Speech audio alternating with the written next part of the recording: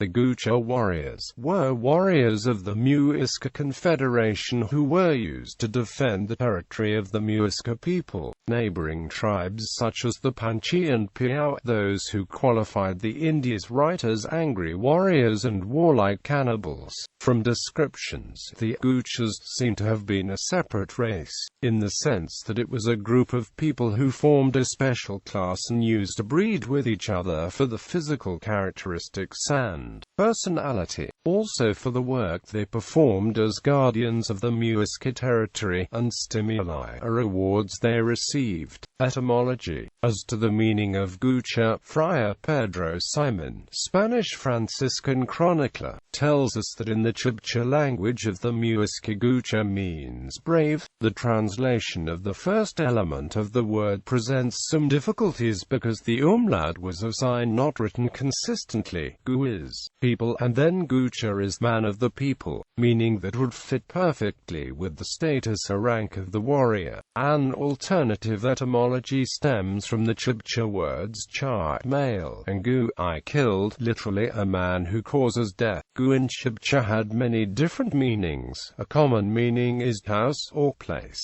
Cha is man or male, so Gucha would mean man of the house. Gucha also stands for the brother of my mother, so uncle. Selection process.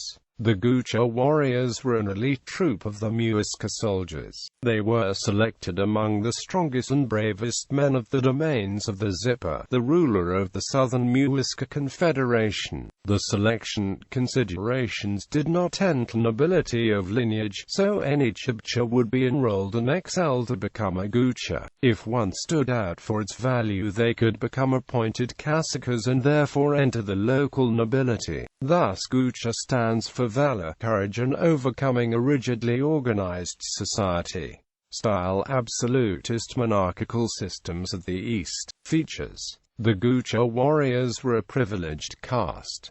They were chosen from more healthy men, tough, courageous and brave. The military exploits were richly rewarded and prizes reaching to the granting of vacancies in cacicazgos. Those who fell in battle received posthumous honors, which meant that their bodies were adorned with certain balsams and taken on the shoulders of other fighters, so that the presence cheer stiffened and infused life into the soldiers in the war. As undefeated Cid Diaz de Viva, the Muisca Guchas were rescued from death to go out and win battles against their enemies. The Gucha status was not hereditary. Dignity was not being reached by birth. It was only available to men of courage and great arm strength. It can be said, in other words, that the warriors were the only democratic group among the Muisca. Appearance. The Muisca rulers had outfits made of gold.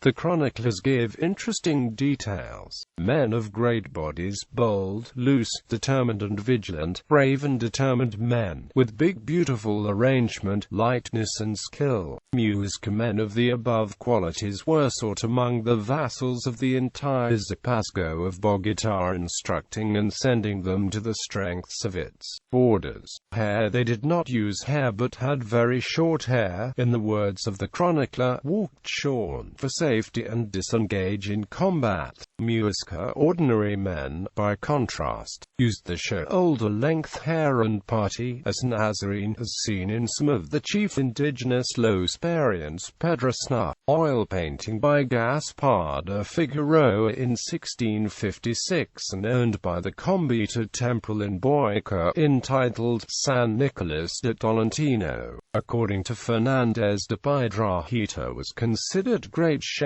that they cut off the hair, cacique, punishment also used by the Spanish. Meanwhile, the highest-ranking Muiscas as the chief of Tunya is known Quemun Chatocha, wearing long hair so they could roll it over your head within a wreath of feathers. As noted Piedrahita, who adds that a rose feathers were falling on the eyebrows. Other major lords and chieftains wore bonnets or caps, cotton network. Duels. Common men were not allowed to use paints, galas, jewelry, also no woman would use them either. The jewels were only for men and sheikhs, gala priests, chiefs or captains who were brave, with hierarchies among vassals, and on the rich war blankets and imbijados bodies during processions, ceremonies and contests. Crowns were similar to mitres and tiaras, forehead crescents of gold or silver with toes up, masks, gold medallions in the chest, bracelets, strings of green stone beads, red, white or bone beads strung at intervals in the fine gold in gold chagwalas, noses and ears, bracelets, etc.